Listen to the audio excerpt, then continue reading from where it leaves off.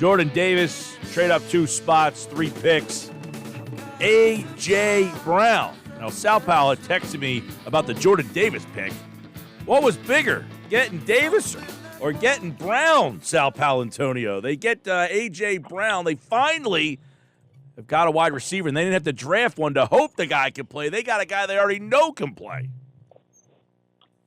Michael, it's your show, so you decide which one you want to talk about first. Let's go. I would like to talk about Jordan Davis I was going to say, let's go with Davis, the kid they take. They trade up 2 picks, 4th and 2 5th-rounders, and they get Jordan Davis. A very polarizing pick, but why is Davis a good fit for this defense?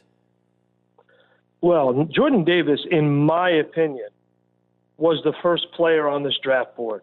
He was not the best defensive tackle. In my opinion, Jordan Davis was the best player in this draft. Wow. They got the best player in this draft. Jordan Davis is going to light Philly up.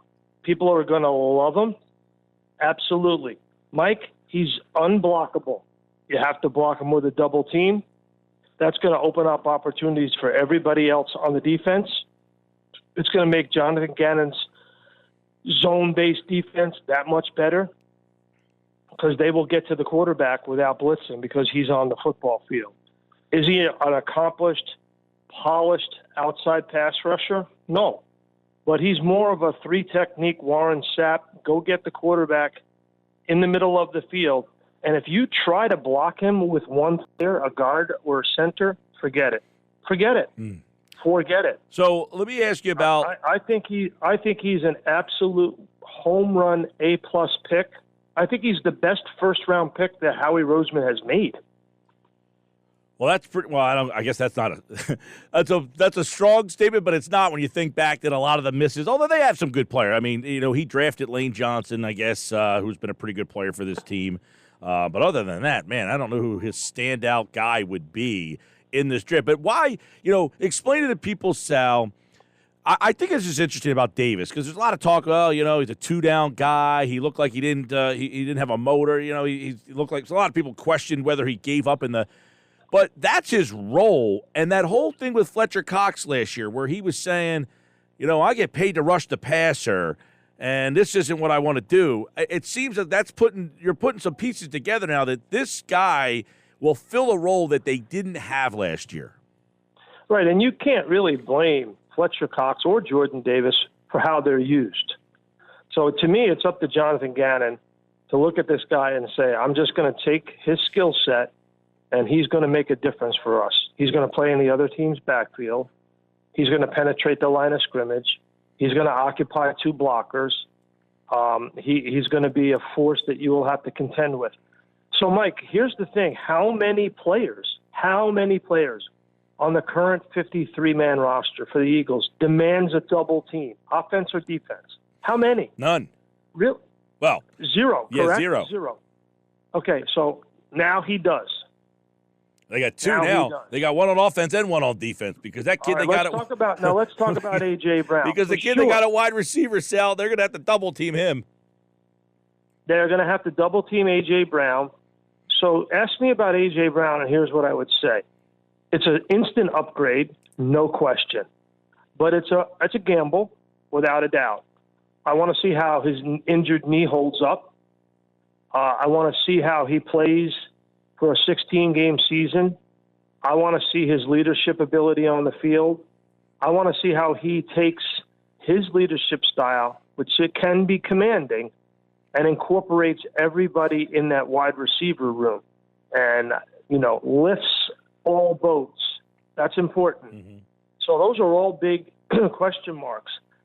And I think the answers to them will play out over the course of the season.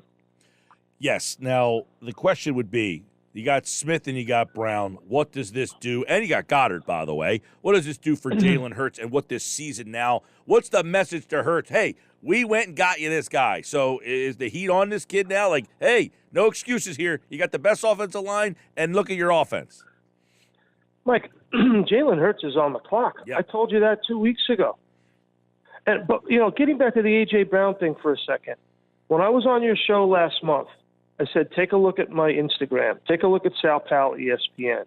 I said, I make the case for taking Treylon Burks out of Arkansas.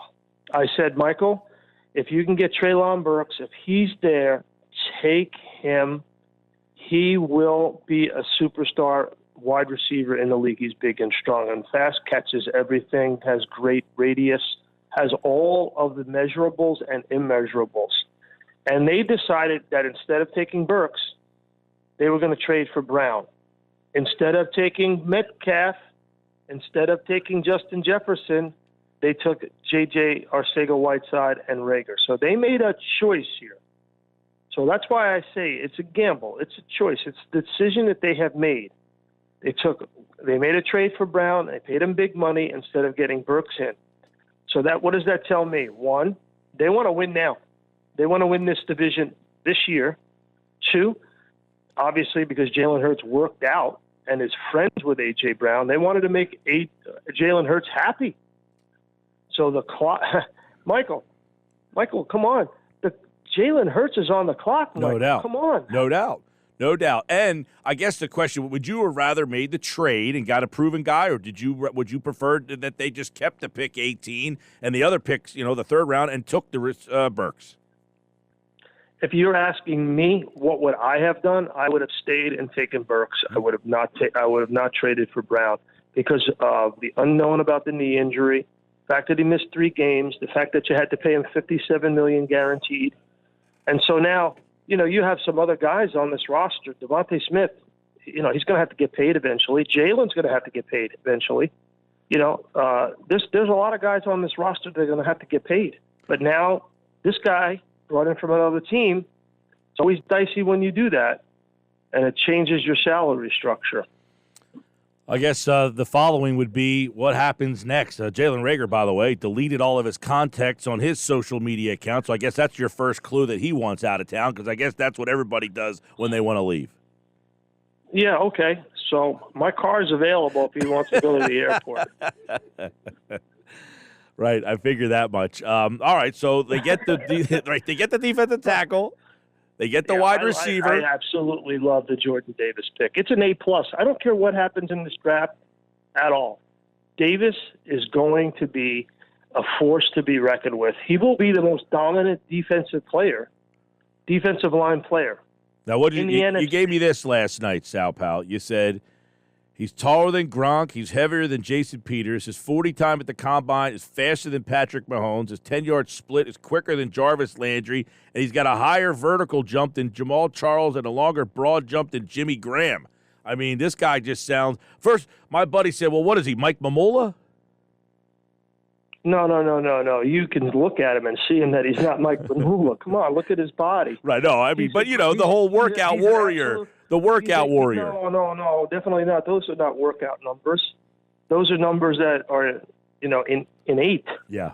This guy he literally is a grizzly bear.